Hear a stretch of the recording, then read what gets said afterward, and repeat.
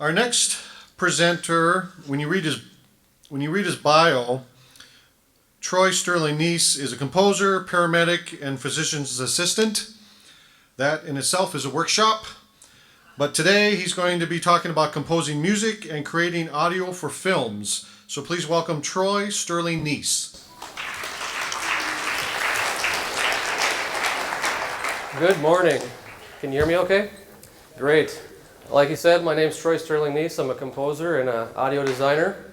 I also am a paramedic. I've been a paramedic for 14 years and just recently graduated from UND as a physician assistant. So yeah, it sounds kind of like a strange combination, but I'll tell you what, it works. Number one, you got to pay the bills, right? So I went to school to be a composer. I knew right off the bat early as a kid that I wanted to be a composer because my dad took me to Star Wars. And my first three records were, records, it dates me already. I had Star Wars soundtrack by John Williams, London Philharmonic Orchestra. I had Beethoven's Fifth Symphony, London Philharmonic Orchestra, and the soundtrack to the movie Flash Gordon by Queen. Okay? Yeah? Kind of a mix there, right? Well, my dad, not musical at all. My mom, not musical at all. They had excellent taste in film and music.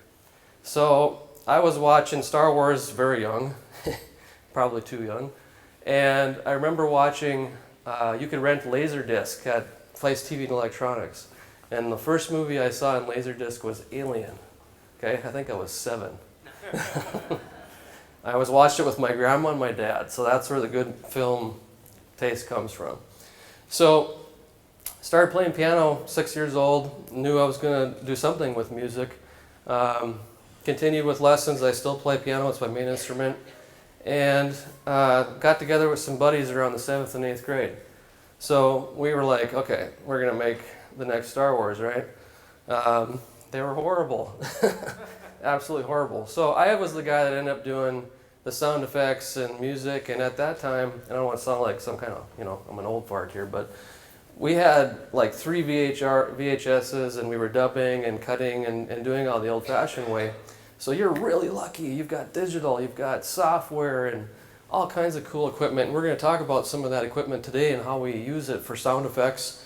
I'm going to talk about writing music for movies, how to talk to your producer and director, developing a dialogue so that you say one thing and they understand it, and they can tell you something because they may not have a musical background, and how to translate that to get it to picture. So it was really cool to see the digital design portion at the beginning of the festival here, because I'm thinking to myself, it's so nice as a composer and audio designer that I get to be part of that sometimes. On the set, like they mentioned dailies, we'll see clips, and when I'm on set doing audio, recording the dialogue and sound effects and things like that, I can kind of get an idea of what I can expect for my workload as a composer later. So go ahead and hit the next slide there. So what I want to know is, out of the young filmmakers here, I got to identify the audience, right? Because I'm going to put you to work later. So who do we have here that would identify themselves as like the DP, the main, let's see a show of hands here, the main filmmakers, like using the camera. Who's the camera guys here, or gals? Come on, raise them up high. I want to see them. Really? I thought there'd be more. Okay. Okay. Maybe stand up. I'm having a hard time seeing y'all. Stand up. Come on, let's see it. All right, excellent. Excellent. Okay. Who would be considered like the brainiacs, the producer directors? Come on, let's see some of those. I know, yeah? All right. Excellent. Okay. Let's see some actors. Show of hands. There's got to be a bunch more actors out there. Okay. All right. Now let's see the zebras. Who's the audio guys and gals? One or two? Oh, there's got to be more than you guys out there. Okay. All right, great. So, those of you that noticed the DPs and the audio designers, you guys have just become hot commodities. You have to build your network, okay? Identify each other. Yeah, you're in competing schools. You kill each other in football and basketball, but, you know, behind the scenes, there's the drama. You got to work on each other's strengths and weaknesses and find out how you can help each other. That's how I built my network. I work in Los Angeles 2, 3, 4 months out of the year. I work in Chicago, Boston, and then Arizona. So the nice thing about the technology now is that when I was your age, they told me, you can't do it here. You have to move to Los Angeles, okay? Back then, to a degree, that might have been the case, but it's not now. There's no reason why we can't be making fantastic films here, and we saw evidence of that. There's some excellent original ideas in those student films.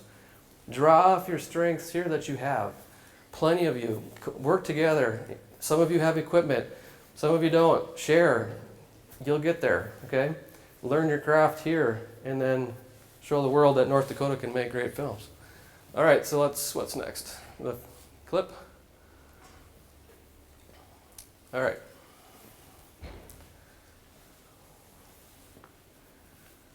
He's going to bring up a clip from a film I recently scored. I work for a production company in Los Angeles, and this film has been shown all over the world. We took first at Avignon Film Festival in France. I had the honor of winning the best film score at Sundance Film Festival, Music Film Festival. This was the opening sequence here. We'll play it.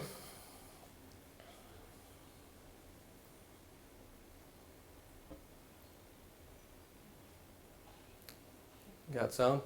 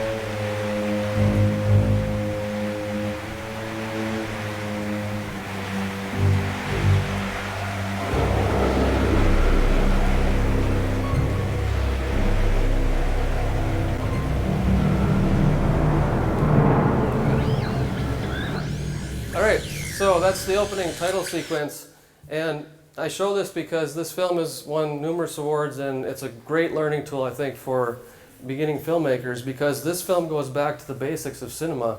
It's a period film. It takes place in the 1920s, and it's based off of H.P. Lovecraft's writings, particularly the story The Whisperer in Darkness. So a lot of the techniques used in filmmaking in this were trying to duplicate cinema at that time period. Obviously, we ended up using a lot of composite shots and digital effects. We worked with Dilated Pixels out of Los Angeles. They've done a lot of work with like Pirates of the Caribbean and all those A-list films. So this you can learn a lot from this film. On this particular film, I was on the set as audio designer, so I was involved very early in the process. You can go ahead and pull up the PowerPoint. And On set, you learn a lot, especially if you're involved with post-production, dealing with sound. And so I've got a busy slide up here with about the information. It's the H.P. Lovecraft Historical Society. They created the film and other films. They do radio dramas, stage theatrical dramas, audio books, all sorts of things. And I'm the director of music and audio there for them. And so we like to present at film festivals like this to show that even if, you know, with all the coolest new digital technology and everything, there's still an audience for like old-fashioned style film. And this film in particular looks at like the Universal Studios early monster movies like Dracula and Frankenstein. Okay, go ahead. So audio is 50% of a film. And a lot of times when people watch a movie, if they don't have a trained ear or they're not musically inclined, they just don't even think about it. Some of us are, I don't want to say cursed, but when I watch a film, I'm always really paying attention to the music. And so it's very important. Because think about it, it might even be 50% or more. When a picture fades to black, a lot of times the music or sound effects are still going, right? So you have to think about that. So there are a number of things we're going to talk about. There's so many jobs, like even with the filming process itself, just as many in audio. You've got somebody writing the music, you've got somebody making the sound effects, you've got a guy or gal on set, a production sound team, you've got editors, there's tons and tons of jobs. So when I talk about hard effects, typically I'm the guy on set holding the boom pole, listening to what I'm getting for sound dialogue-wise. I'm also doing like Foley, sound effects. Everything you watch in TV now, especially TV shows, production sound isn't used very much. Almost all of it is additional dialogue recordings. So they have to go into a recording studio. Those actors have to essentially lip sync because production sound is usually so typically horrible. And they're filming like in downtown LA with all the busy traffic and stuff, and that dialogue gets buried. We're trying to get as much of it as we can with a boom shotgun mic into the actors or what's on the camera. And typically that's pretty horrible. Go ahead. So let's watch another clip here. This is on the making of disc, and it's my producer and director, Sean Branny and Andrew Lehman.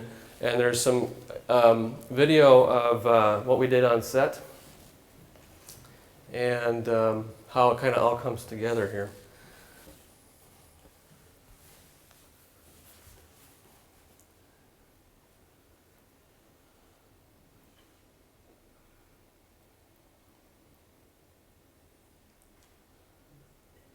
Realize how bad the movie is, and no, I mean, you know, it just doesn't, you know, but that it has to have a presence, you know. This place, the guy goes, oh, they had a whole system set up for renting. So there's a whole bunch of featurettes on this disc, and the volunteers will get copies of the movie, by the way. So Fancy showbiz rats.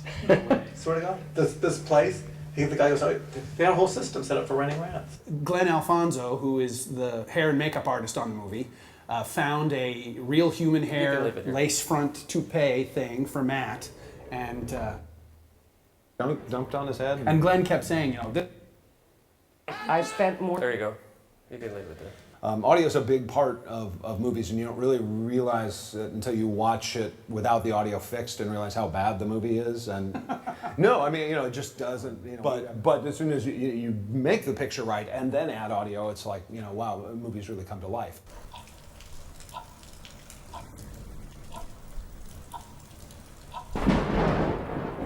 Now, this is the first time we had to deal with like Foley and deal with sound effects and practical effects, and now it's not a silent film anymore. Now we got footsteps. And I think Sean laid every single footstep into that movie, because I don't think any of them are real. There's so much thunder in the film because, you know, we're flickering lights all the time, and it's like a flickered light, you know, without a clap of thunder to go with it is just a flickered light. And as soon as you add thunder, oh, it's lightning, and it becomes, you know, dramatic. So we had the whole process of adding sound effects all through, you know, the entire duration of the film. And then sending, once David had edited the sequences, we could send them off to Troy for him to start working on composing. My name is Troy Sterling Nies, and I am the composer to The Whisperer in Darkness. This is a big piece of orchestral composition that Troy did, and it was a very demanding process, and while we gave him a lot more time than he got on the Call of Cthulhu, it was still, that was just ridiculous. It was still a very difficult job. The very first scene that I scored was probably the river scene at the very beginning of the film. And I originally had one idea for how I was going to approach this film. I wanted it to be very minimalistic and using a lot of woodwinds and darker timbres. And I had a dream one night, and it was a different realization of the score than I had originally intended. And that is eventually what The Whisper in Darkness ended up sounding like.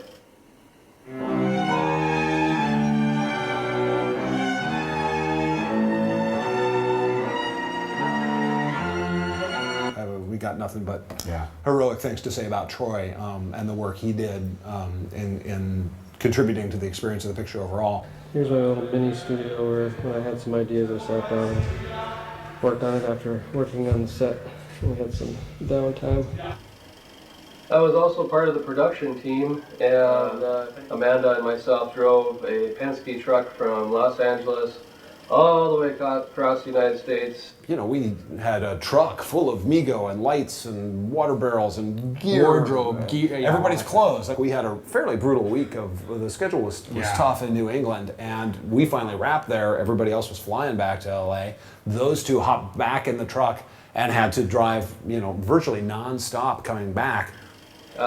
Once there, I functioned also as the set recordist, and we had a great time recording on set. It was probably one of the most interesting and fun experiences I've ever had in my life recording, and I hope to do it again sometime. You have to give Troy an incredible amount of credit because, you know, once again, just like Call of Cthulhu, creating the atmosphere so is about music. Then it goes to Aaron Reddig, who is our re-recording mixer, to do the actual final mix. He did a tremendous amount with sound atmosphere because we mixed the movie in fancy 5.1 surround, and so he's able to put sound effects behind us, thunder, you know, rain. When he's in the house, you hear the rain out like behind you. Sound is such a profound part of how we experience movies, and that to hear a good mix and to hear it all around you and hear creatures back behind you and feel like you're in the rain, it really changes the experience of what it's like to listen to it. And you know, Aaron did a tremendous job for us, and you know, I think we're all really grateful. And if you have a chance to hear it in surround sound, or you know, particularly in a movie theater that's got surround, it's like, wow. And now, if you don't mind, we might adjourn our session until tomorrow. Let's picture wrap for foyer time. And then, oh, look at that poster with Barry on it. Oh, Barry, yeah. Even on Matt's picture wrap, Barry's got to get in on the action. People want to know, what was it like to make The Whisper in Darkness? A horror, a nightmare. I thought it'd be fun. Dead sexy. It's without a question the most difficult thing I've ever done. Yeah, I would. By like a stupid margin. I mean, it's like, you know, and yet we'll do it again. And we'll do it again. You know, it was months and months and months and detail after detail after detail. Certainly making a movie and being in close quarters with people can be a headache at times, but, you know, and all the rain and the cold and the this and the that. I can't. Oh my goodness. So horrible. But I'd do it all over again in a heartbeat. It's amazing that everything went as well as it did. How did that happen? How did that happen? I don't know. It was an experience of a lifetime. This is awesome. Just the amount of richness and detail. I don't know. I don't know how to say it without sounding like a lackey, but like you're in love with it, like you're obsessed with it. You were doing something that you really love to do, and you were doing it with your friends. Sean and Andrew and the whole, everyone involved put together a team that was great. The collaborative nature of working on something like this is you can't beat that. You can't beat that. It's the best thing in the world. wow, what a neat you know, position to be in for guys who love this stuff. You know, I'd like to go back and do it again, or a new one. Let's do another one. Let's do Dunwich Horror. I'm in. Shadow over Innsmouth. If you want to do Shadow of Rinsmith, I'm there too. Zadok Allen, send emails.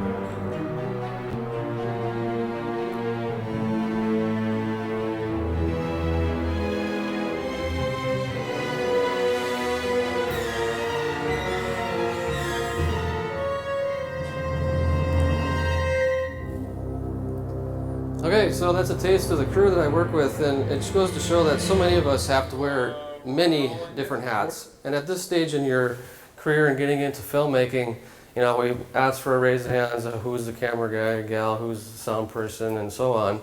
And I heard another filmmaker earlier mention that the actors, you know, that you work with this same group and everybody's multitasking and doing many different things. And that's generally the case when you first get going, but as you start to, you know, become a professional at this, your roles kind of dwindle less and less to where you're focused on just your one craft. However, at this level, independent filmmaking, you know, I think our budget was something like about $3.5 million on this film,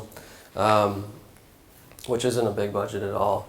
Everybody's doing multitasking. So, like I mentioned, physician assistant, paramedic, sound guy, composer, how does that work? Well, because I was a paramedic licensed nationally, I could be an on-set medic. So now I become more viable and more valuable, and you know, they put me to work. Unfortunately, you know, luckily we only had a few injuries on set. You always do.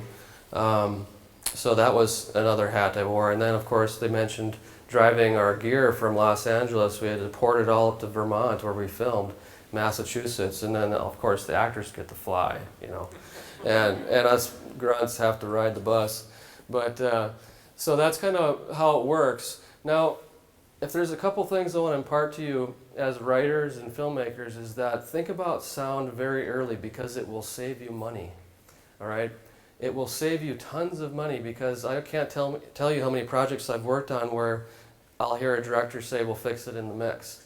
Well, it takes more time, which means possibly more studio time, or paying those individuals more time to fix it in the mix. So if you can get it on stage, on set, on your sound stage, production sound is easier to work with than bringing actors in months later when they're not in the mode to say, can you react your part? Oh, by the way, you have to lip sync to yourself on screen. Okay, they don't like that so much. It takes money. And what I would suggest is getting a script early if you're an audio person, because you can put your cues in it and it's going to set up what you can expect for your workload and you can better plan for yourself. So get to know your editors, your directors, develop a language between them and plan with them, have them think about it. If you think about animated films, all those sound effects, dialogue, all that stuff is dubbed later. It's after the fact, so it has to be documented in the script. I put some examples up here. One of my favorite directors, David Lynch, any of his films, there's always interesting sound in it. There's lots of things that he inserts that don't make sense audio-wise, and some people catch it, some don't. You know, you think about the early horror movies like George Romero's stuff. At that time, they didn't really have in-house composers. They were too expensive. Universal Studios was one of the first and a few others that had a staff of composers because it just took too long to compose the music. So they kind of all did pieces here and there and then just put it all together in the end. Go ahead. So here's a golden rule.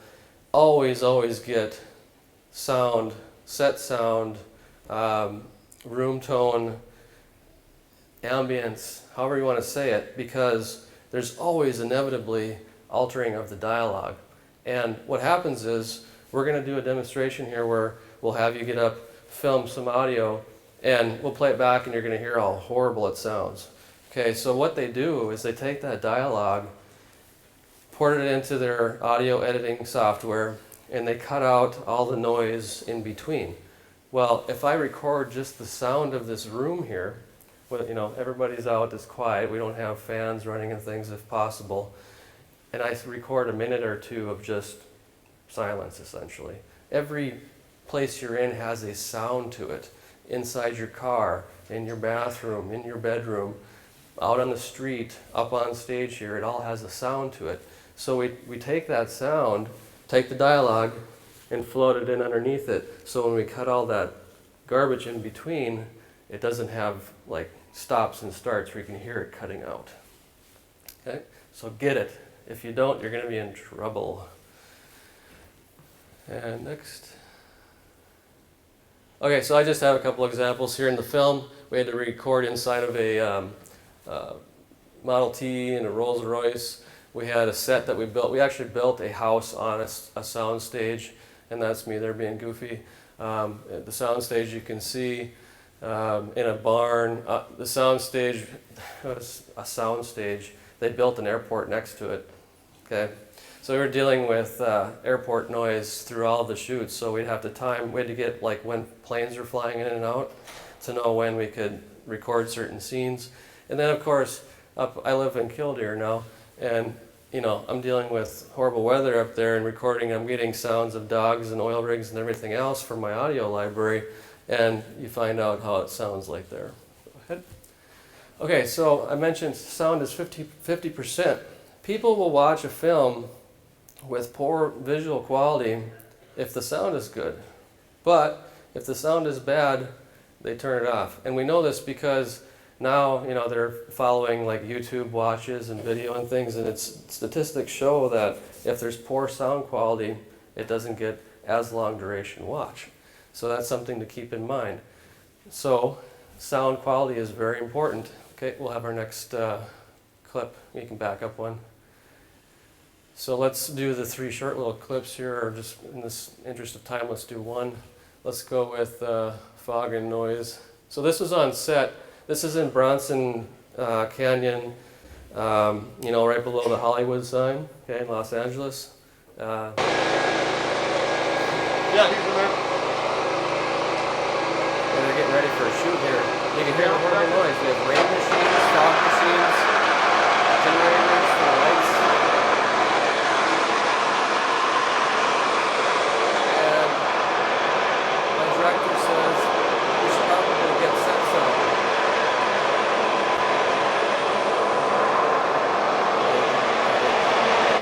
And I say, you want set sound? You heard how noisy it was. And he just didn't, you know, he wasn't focusing on the sound, so I had him put the headphones on, and it blocked out ambient, and now he hears what's coming through the camera and the recording, and he's like, oh my God. I'm like, yeah, this is all going to be post-production. So that kind of noise is inevitable sometimes with cranes and rain machines and fog machines and, you know, everything that I mentioned earlier, and then you hear how horrible it sounds. Let's go to the Matt and Cliff real quick. That's a short one too. So again, our DP here. All right, roll rain. And action. Yeah, so what am I going to record here? Rain? We can recreate that. There's no dialogue at this point, so we know that it's going to be predominantly music. When Aaron Redig mixed our audio, he's an A-list editor, sound editor. I think one of the last films you might know his work by is the A-Team movie. Okay, that was his. You know, we take this to Fox Studios, and they have to sort through the garbage, and then I give them all the music and the audio, and then they start splicing things in. Okay, you can pull that out, and let's go to the no, you can shut that one off. Let's go to the main disc DVD and chapter 23. So normally here's how the process works. Most composers, A-list composers, okay, they're at home in their studios. It doesn't matter where they're at in the world. They'll get a cut of the film to work with, a raw cut, and they start spotting, and they'll add music in. Sometimes the director will give you something called a temp score, and most composers, that drives them nuts. That began, so far as I'm concerned. chapters. There you go. And because a lot of times they've watched their film hundreds and thousands of times, that they get used to hearing the music that they put in just for a placeholder, and inevitably they'll say, I want it to sound just like this. So, you know, you can't do that. You can't start ripping other people's music off. So it's all original, and go ahead and you can cue it. And we have to layer it in. So here's that same scene. Okay.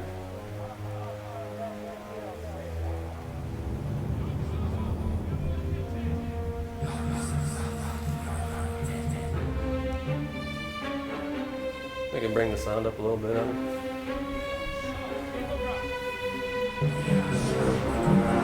For such a passage provided the black go to the woods. Here, stop, Nigora. Here, shut up, Nigora.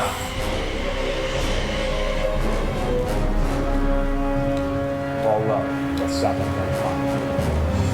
Carried from lightless Yaga through the black seas of infinity. For it is the stone that carries the name of its messenger, who is not to be named.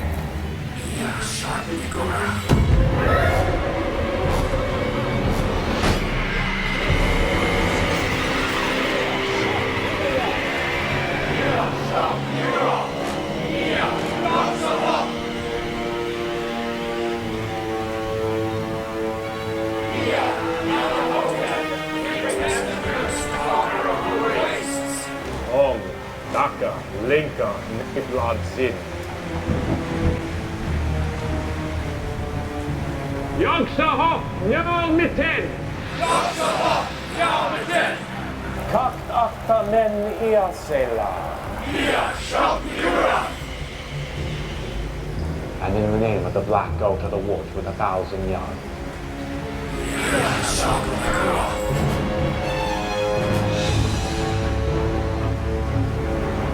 Shema, Shema, Sayyid. All great as the journey from Black Yoggoth been. Now it being conjoined, and thither shall mankind go to share in the nameless and unspoken rights of Shub Nigora. Thus in the name of the name which must not be spoken, do I this passage consecrate With my person. Go to go!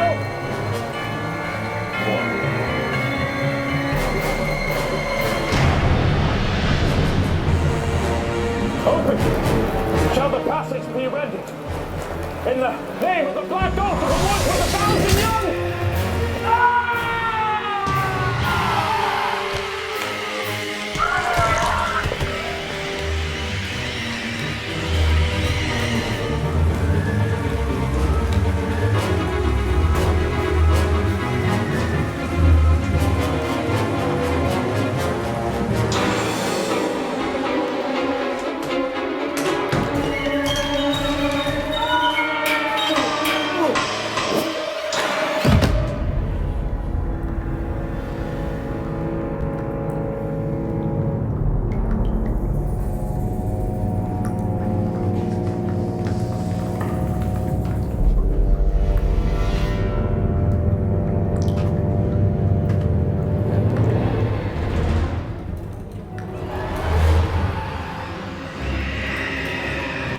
Okay, so all of that was done post-production.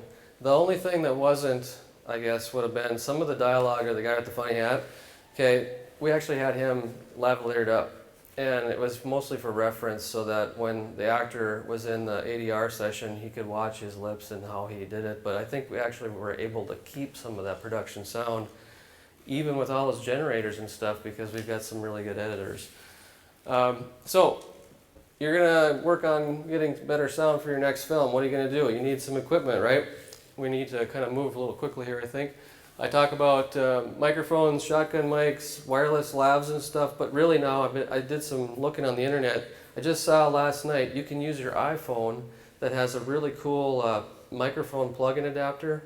It's by RODE, Rode Company. They're based out of Australia, and I actually use Rode's equipment. Fantastic stuff.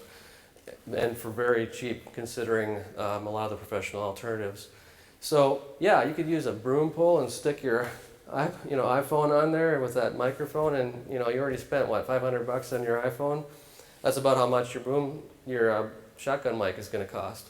So if the quality is good, which it sounds like it is, I think it's 24. So why not give it a shot? Go ahead. So you have to be versatile, and improvisation is key with any position in filmmaking. A lot of times you can't get the sound you want, or in this case we have a scene with a dogfight with a biplane here or a prop plane, and I couldn't put the lavs on the actors because we didn't get the waterproof ones for that day. You almost always rent your equipment when you start working on bigger budget films. And so we had this rain throughout the whole film. If you don't drink pop when you watch this, because you're going to be in the bathroom all the time. People in the theaters are leaving all the time because there's so much rain going through it. I had to plant the microphones in different places in the plane. So go ahead and pop on to the next one here. So there's our monitor screen. A lot of times I have to watch that when I'm booming so I don't go into frame. And you can see my lav. I put a little windscreen protector over it underneath the lip of the edge there so it wouldn't get a lot of water on it. You can go ahead and do that. And again, get good production sound. So you can see there's all kinds of wind machines and people around it. That's not a boom shot. We couldn't do it with a boom. So we had to use lavs, wireless. So go ahead and move in. Next. And some of the equipment I used on the set here, this stuff, I think my last tally renting equipment, we had about a $17,000 portable rig set up. Now that's obviously out of our budgets as young filmmakers. So like I mentioned, you can use your iPhone now and hook up a stick with a long cord on it with a microphone on the end. It's going to get you by. The production sound is going to be so much better because I'm betting a lot of people are still shooting sound directly off their camera. At least that's what we did in 7th and 8th grade in high school, because there wasn't alternatives. We couldn't afford it. So you can see I have the script in front of me. During a green screen session even, they require us to be on studio because sometimes there's dialogue while they're doing the green screen. Like you saw, this was primarily an action shot, and sometimes they'll do the dialogue afterwards, but that's not always the case. So what I have here today is the rig below, the Fostex, which is a $600 portable digital recorder. Okay, go ahead. So here's what I was talking about. There's a iRig mic cast, which is more for like podcasting and stuff, but in a pinch it's going to get you by because we're trying to find ways to make better films on the cheap. So there's all these other alternatives now that are so cool. I wish we would have had them at the time. But the new one I was talking about, see how the microphones are crossed up there like that? That's a little adapter you can plug into your iPhone, and it would work just great, I think. Okay, go ahead. So, we could talk endlessly about software. You know how most of you probably use like Premiere or some Final Cut, something like that to work on your editing. Well, audio and composers have the same sort of setup. You can get a program called Audacity. That's an audio editor for free online. And that would be a great start for editing your audio. I know some of the programs have it built into.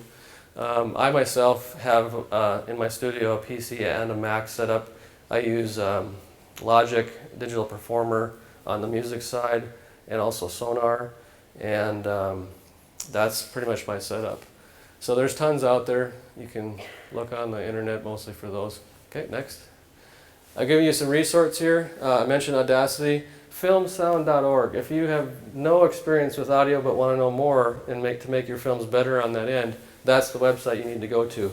All the pros share their tips and tricks there. It's kind of a non-profit thing.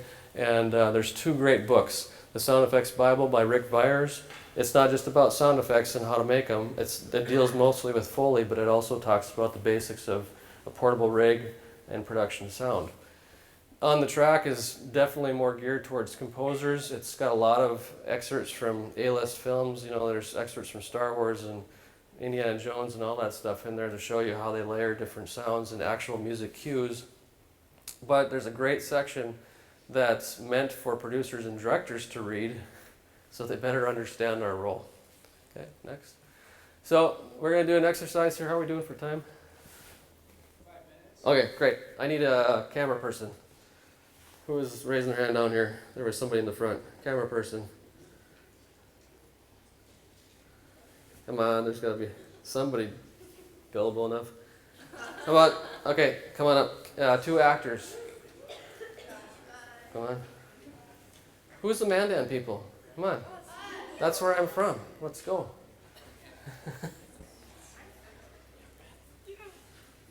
Did I mention that? Went to school in Mandan, graduated from Mandan. Yeah, what year? 92. I'm old enough to be your dad, probably. Okay. So, 2 actors, right? Camera, actor. Get him set up, Joe, on the camera, can you? I need another actor. Come on. Who's audio? Great sweatshirt back there. Okay. All right, so here's what we're going to do. We're going to have 2 actors that are going to improvise several lines of dialogue, and they're going to walk from stage right to stage left, okay? Our camera person is going to go guerrilla, and they're going to take the camera with them, and then our audio person is going to use our boom pole and mic, and they're going to try to get as close as they can to capture dialogue without getting in frame. Hopefully we'll be able to see what they're doing up on the camera here, or on the screen. Okay, who's our audio guy?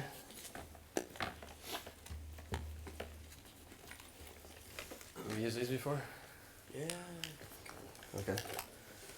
So, we're going to sling this over your shoulder, or head, or however you want to do it. Okay, so he's getting equipped here with his portable setup. The rig I used on Whisperer was about 38 pounds of gear I had around my neck for 18 hours a day. So yeah, you get a bad neck. Okay. Alright, so what, we're going to just cue this right away.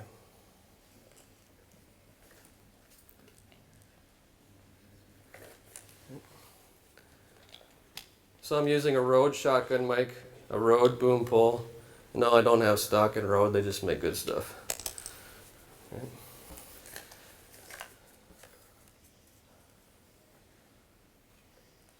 Did our batteries die on me? No, good. Okay, you should be able to hear something through the mic now. Okay, can you hear anything? Nope.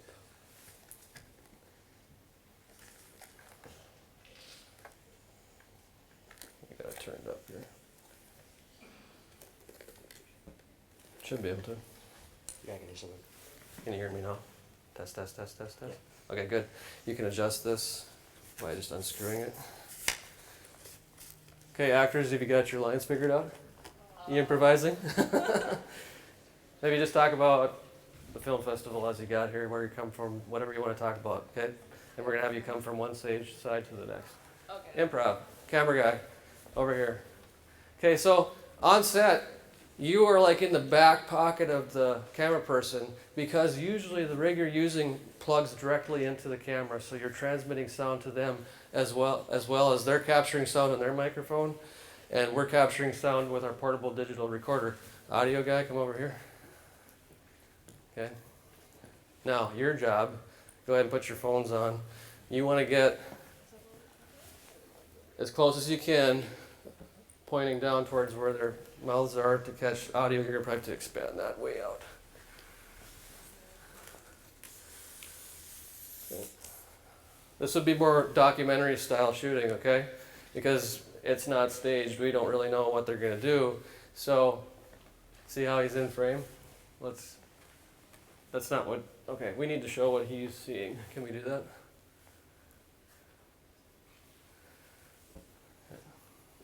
Perfect. Oh, look what's in frame. Okay, so guess what you get to do? This is fun stuff, okay? Unhook your cord there to your left. Okay? Just give you more slack. Okay? So usually we have a monitor or something where we can see when it dips and they scream at you, frame, okay? So, but you want to get as close as you can. That cord's going to have to be. Yeah. So all this stuff has to be figured out before they even start rolling or you're going to get fired. Okay? So you're doing a number like this, and your chord's not getting in there. But when she talks, it's like this. When she talks, it's like this. And you're constantly doing this. Okay, you see how I'm in frame? Yep, thank you. Somebody's a director out there. There you go. Okay, you got it? And usually you have even the audio person has an assistant, and they're back here wrangling chords for you so you don't break your neck. And you don't ever touch this guy, okay? They will kill you, okay? All right. Maybe you want to, can you crowd them in closer? Oh, yeah. So we don't beat our audio guy to death. Do you have like a topic? Yeah, coming to the film festival. Topics to stay away from? What'd you do this morning? What'd you eat? Okay, good enough. Run with it. Well, today I Okay. overslept. Hey, me too. Yeah. And my family actually. Are you recording?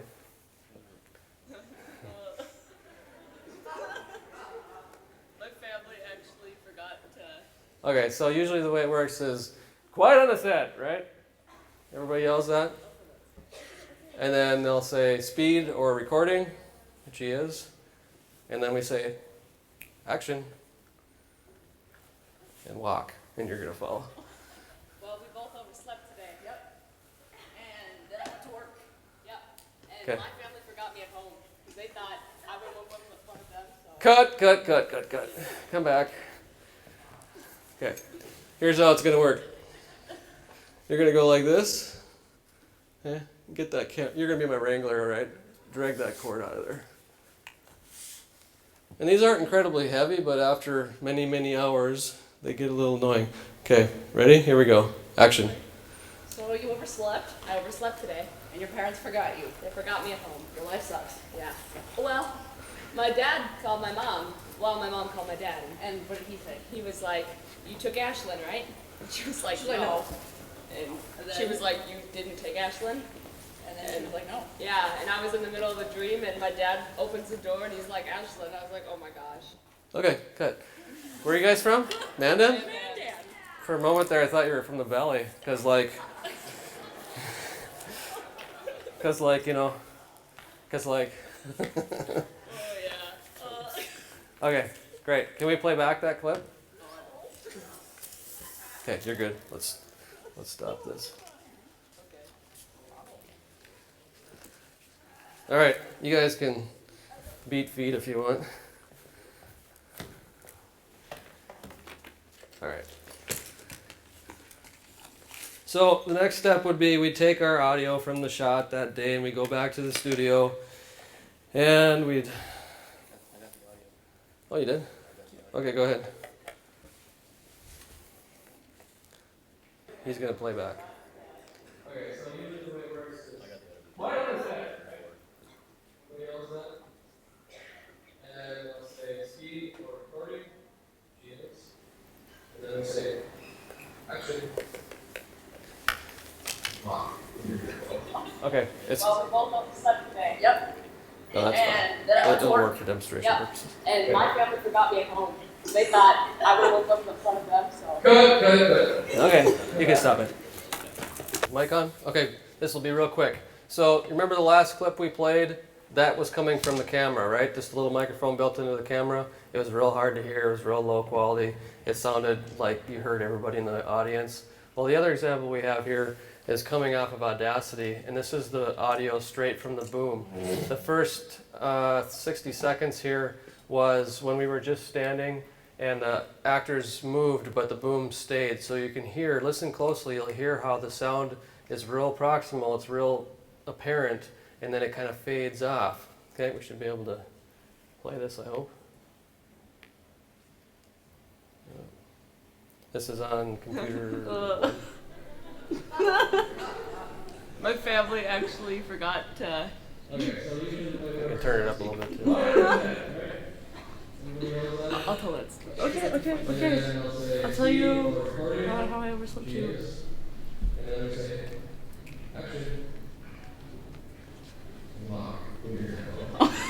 Well, we both overslept today. Yep. And then I went to work. Yep. And my family forgot me at home because they thought I would have one of them. So.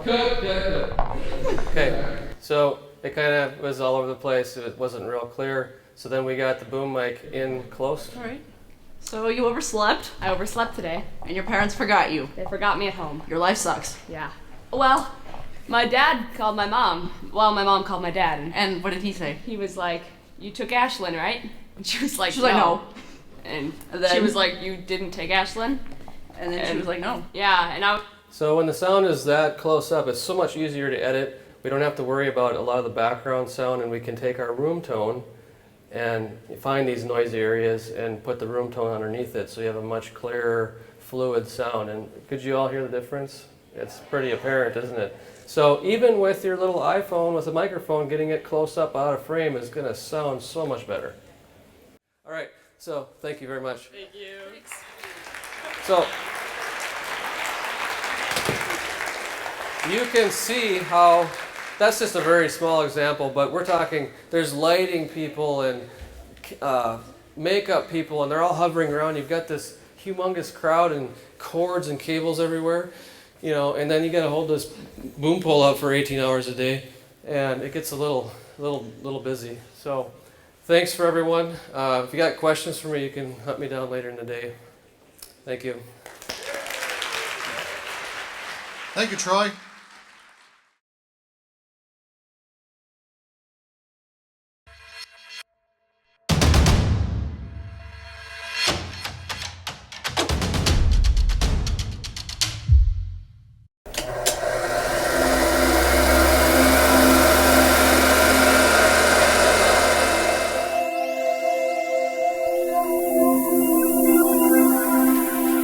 View this program again at freetv.org, on Community Access Channel 12, or order a copy, info@freetv.org or 258-8767.